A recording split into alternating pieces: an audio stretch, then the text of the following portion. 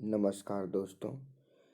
आज हम आप लोगों के लिए लेकर आए हैं क्लास 10 TH 10वां का गोधुली किताब का कहानी के प्रश्न उत्तर का 9वां अध्याय है।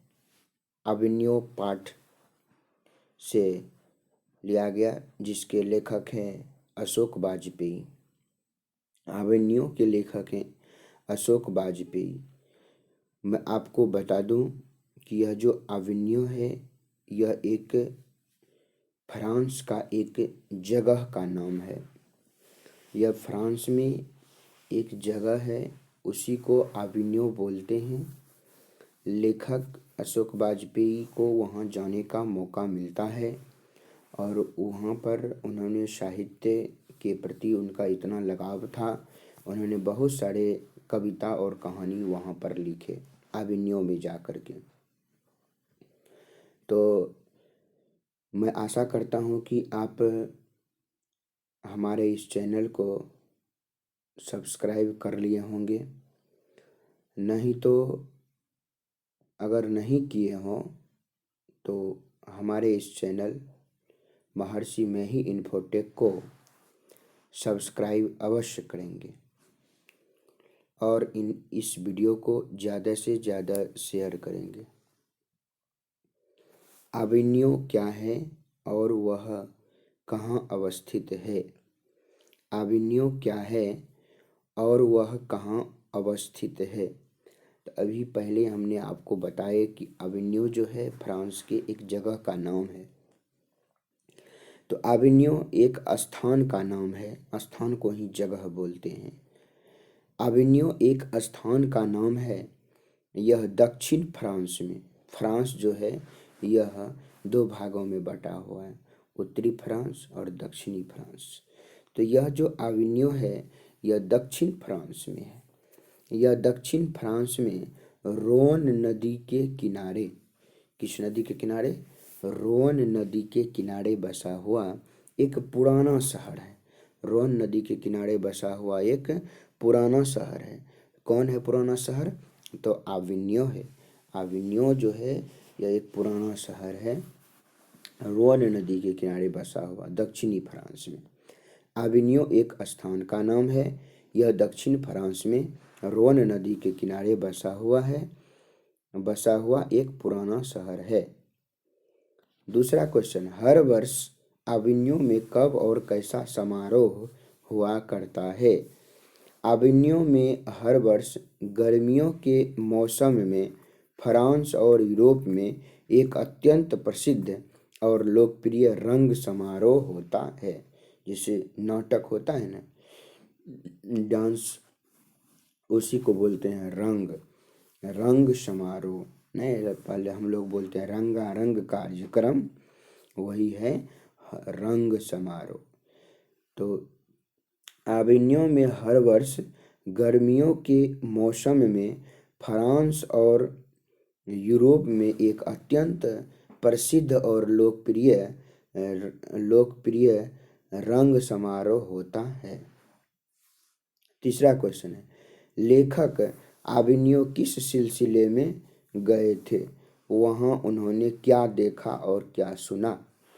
लेखक अभिनव किस सिलसिले में गए थे और उन्होंने वहाँ क्या देखा और क्या सुना? फ्रांस में पीटर बुके के विवादास्पद महाभारत, कहता है फ्रांस देश में पीटर बुके नाम का एक लेखक था। वह लेखक एक महाभारत को लिखा, जिसे हम लोग कहा था ना, महाभारत के रचनाकार वेद व्यास जी। उसी प्रकार से उसमें भी था कि एक महाभारत का रचना किया, लेकिन वह महाभारत जो था वह विवादास्पद था। मतलब उस महाभारत को लिखने के बाद विवाद छिड़ गया। उसमें ऐसी कोई बातें होंगी, कोई धर्म, कोई मजहब, कोई प्रथा या कोई अनुयायियों के प्रति उसमें ना कुछ ऐसी बातें हो गई होगी जो वह महाभारत विवादास्पद हो गई। तो उस विवादास्पद महाभारत पहले पहल प्रस्तुत होने वाला था, वही जब ठीक हो गया तो उसी को प्रस्तुत करने वाले होते लेखक फ्रेंच सरकार के आमंत्रण से लेखक को फ्रेंच सरकार मतलब फ्रांस की सरकार ने आमंत्रण दिया आविन्यो आने का। तो लेखक फ्रेंच सरकार के आमंत्रण से आविन्यो गए थे। वहां उन्होंने देखा कि समारोह के दौरान वहां के अनेक चर्च और पुराने स्थान जो रंग स्थलियों में बदलते देखा। देखिए सुनिए समझिए, वहां उन्होंने देखा कि समारोह के दौरान वहां के अनेक चर्च कहते हैं ईसाई धर्म का जो सत्संग का मंदिर होता है उसको बोलते हैं चर्च, और पुराने स्थान को रंग स्थलियों में बदलते देखा है। पुराना स्थान जो है वह वहाँ पर रंगमंच बनने लगा है। तो लेखक वहाँ पर जा कर के पुराने चर्च को देखा और पुराने स्थान को रंग स्थल में बदलते उन्होंने देखा और सुना। समझ गए? चलिए चौथा क्वेश्चन को समझने का प्रयास करते हैं। ला शत्रुज क्या है और यह कहाँ अवस्थित है, और आजकल उसका क्या उपयोग होता है। ला शत्रुज क्या है और वह कहाँ अवस्थित है, आजकल उसका क्या उपयोग होता है। ला शत्रुज कार्थूसियन संप्रदाय का एक ईसाई मठ है। अभी बताए थे कि चर्च कहते हैं ईसाई धर्म के सत्संग मंदिर को, मठ को। ला शत्रुज कार्थूसियन संप्रदाय का एक ईसाई मठ है। कार्थूसियन संप्रदाय वो ईसाई धर्म में ही आते हैं। यह आविन्यो में स्थित है, जो रोन नदी के दूसरी ओर लगभग स्वतंत्र बस्ती है। जो रोन नदी है, इसी रोन नदी के दूसरी ओर उस पार लगभग स्वतंत्र एक बस्ती है। बस्ती मतलब एक बहुत बड़ा गांव है, बस्ती है। आजकल इसका उपयोग कला केंद्र के रूप में होता है, कला दिखलाने के लिए होता है। रोन नदी के दूसरी ओर है कौन सी? ला शत्रुज, जो आजकल कला केंद्र के रूप में होता है। 5वां क्वेश्चन, लेखक आविन्यो क्या साथ ले गए थे वहां कितने दिनों तक रहे थे। लेखक की उपलब्धि क्या है। लेखक आविन्यो क्या ले गए थे और वहां कितने दिन तक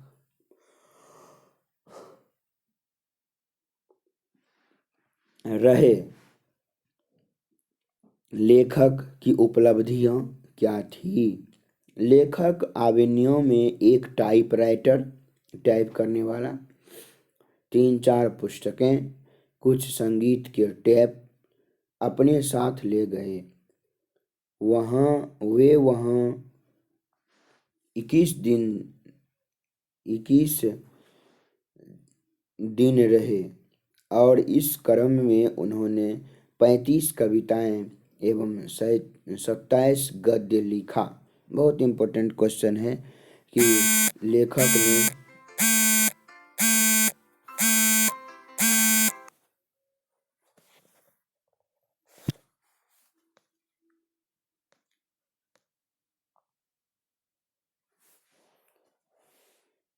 अगर आपको प्रश्न में पूछ दे कि लेखक आविन्यो क्या लेकर गए थे, तो ऑप्शन में अगर रहेगा टाइपराइटर, दूसरा में रहेगा 3-4 पुस्तकें, तीसरा में रहेगा कुछ संगीत के टेप, चौथा में रहेगा इनमें से सभी। तो आंसर हो जाएगा इनमें से सभी।